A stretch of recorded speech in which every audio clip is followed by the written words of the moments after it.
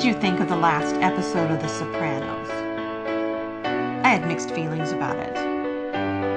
Here's what the website TV.com had to say, and I quote, "The Sopranos, made in America. Tony seeks to find a peace with the Leotardo crew while dealing with rumors a member of his own crew may have flipped. AJ makes a decision regarding his future. Junior's slide into dementia continues. Also, the waitress brings the Diet Cokes, followed by the onion rings, and then crosses a couple of times throughout the scene, blurred and distant. And then, just as the screen goes blank, she possibly shoots Tony in the back of the head. Or maybe that guy in the members-only jacket did it. Or maybe nobody. Viewers all over America are frustrated because they think their cable went out. All they really wanted was to get a good look at that waitress's face." I was that waitress in the last scene of the last episode of The Sopranos. Ever. I wasn't just an extra. I was a principal. That's very different. And I wasn't just any waitress. I was the family's waitress. It was a pivotal role on one of the most famous television shows in history. I mean, seriously, without me, how would they have ever gotten those onion rings? And even if they had somehow managed to get them, they'd still need something to drink.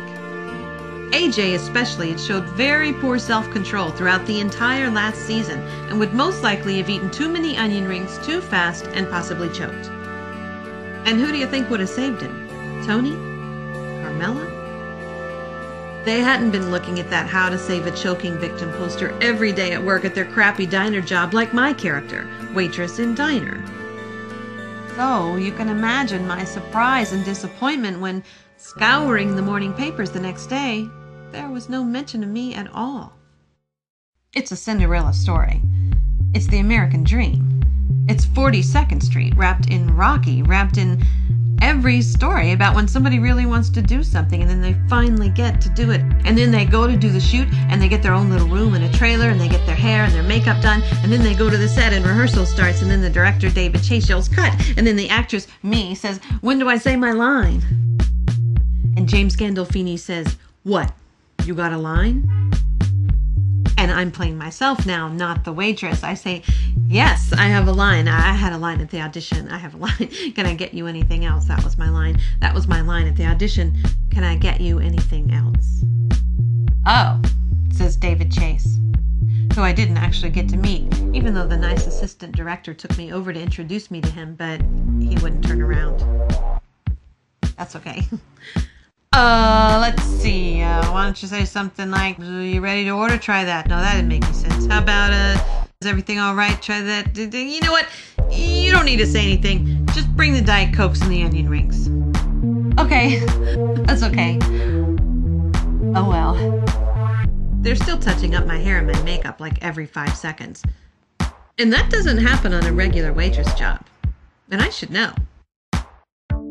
It seems like only yesterday that I was passing shrimp on a silver tray maybe, or in coat check, assuring rich people that their furs and briefcases and blackberries were perfectly safe with me. It seems like yesterday, because it was yesterday. But today I'm here, on the set of The Sopranos, in a pivotal role on one of the most famous television shows in history. Edie Falco walks right up and introduces herself to me. And everybody, except for James Gandolfini and David Chase, are extremely nice. And they're not mean or anything. They're just busy or whatever. David Chase calls me by name when it's time for the onion rings or the Diet Cokes. "Carol, come in with the onion rings," he says. At least that's what he says the first couple times. After that, it's just onion rings or Diet Cokes. But I know he knows my real name. And when he just calls me onion rings, it's sort of like a nickname. It's a 16-hour day, and for 12 of those hours, I'm on the set and on my feet. I'm walking around with my Diet Cokes and my onion rings. I'm crossing, I'm recrossing, I'm leaning into booths, etc. They're doing like a million takes of everything. My feet hurt, just like at a regular waitress job, and I am totally using that. We pass double time and go into golden time, which means triple pay. That doesn't happen on a regular waitress job. Later, I get the check in the mail. It's the biggest check I've ever gotten for an acting job. I'm going to be on The Sopranos. This is exciting. The air date for the finale approaches, and my cousin Dottie emails everyone I was ever related to. I get emails from people telling me they're going to watch the show. I get phone calls from people asking me if I'm having a party or if I want to have a party to watch the show. We can't wait to watch it. We're going to tape it. We're so excited. Aren't you excited? Yeah, no, I am. I am excited. It's just, well, they cut my line, so I don't know what they're actually going to show. I mean, I have no idea what they're actually going to show. I'm just saying, prepare to be disappointed.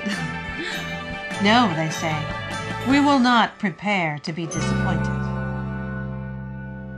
I watch it at my friend Valerie's house.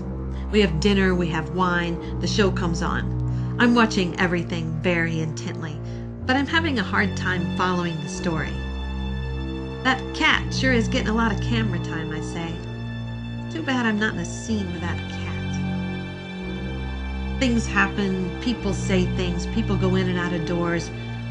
Phil Leotardo gets his head run over by his wife's SUV with his twin grandchildren still in the car. Finally, Tony comes into the diner. There you are, Val screams.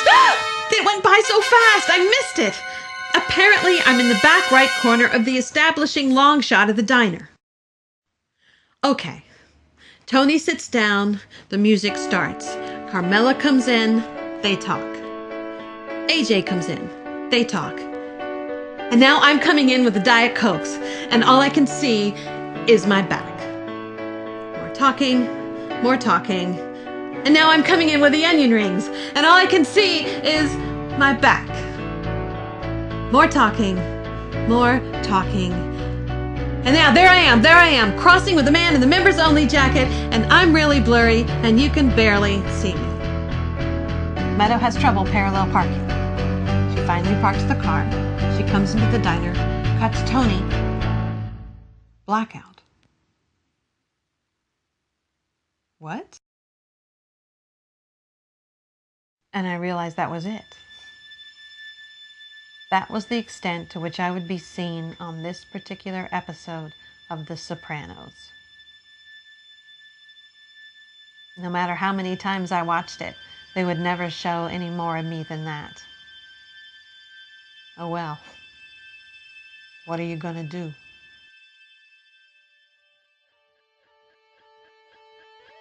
But I was the waitress. And like waitresses all over the world, my hopes are high. After all, we don't really know what happened to Tony in the end. And we don't really know what happened to that waitress.